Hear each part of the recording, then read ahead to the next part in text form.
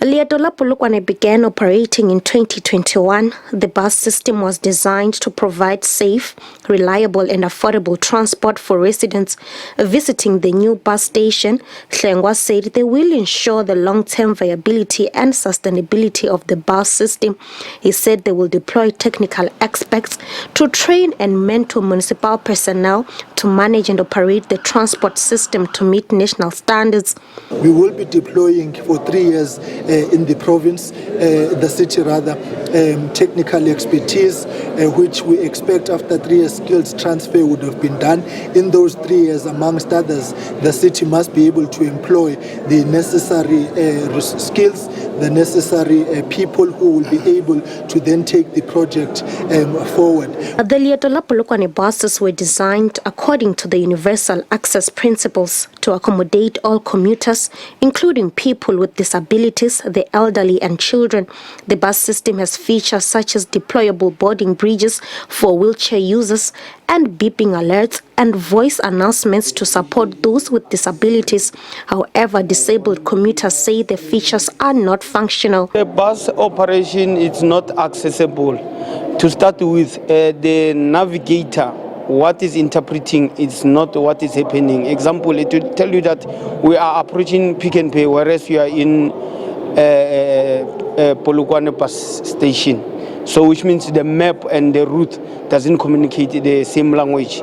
So for someone who can't see, will get easily lost or just drop off on a wrong station. Also in the bus, there is no sign language interpreter. If I'm using sign language and then I'm not educated, so it won't be user-friendly to me to use the Leeto or bus.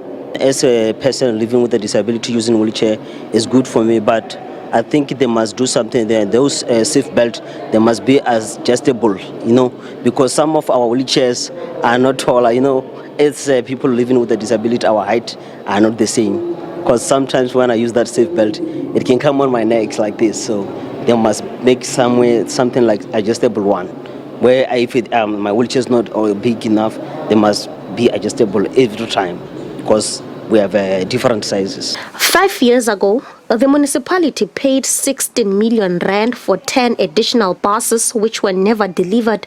The fleet operates with 26 buses instead of 36, leaving some drivers unemployed.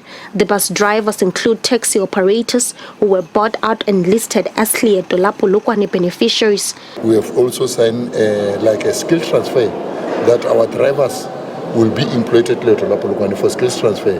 For example, if they hire a mechanic of the buses and then the spanner boys will be our drivers, then they will teach them the skills. When the time comes after 5 years, then we know that we have the drivers who can be the mechanic to the buses. But up to so far, nothing has happened. The worst part of it is that through the recommendation of the municipality, they recommend that we hire 36 drivers. And then they promise us to give us 28 buses, and then they give us the buses which are short by 9. The Polokwane municipality says plans are underway to acquire additional buses. We are also planning first to improve our shelters. As you know, now it's raining. Most of our bus stations are bus stations just by marking. We want to build 10 shelters this coming financial years where people can wait for the buses to improve the comfort, but also to improve the safety of the commuters that are using Leeto. Then we will then move towards buying additional buses. The municipality says it is committed to work with the National Department of Transport to ensure that Leeto La Polokwane becomes a sustainable public transport service for all commuters. SABC News, Polokwane.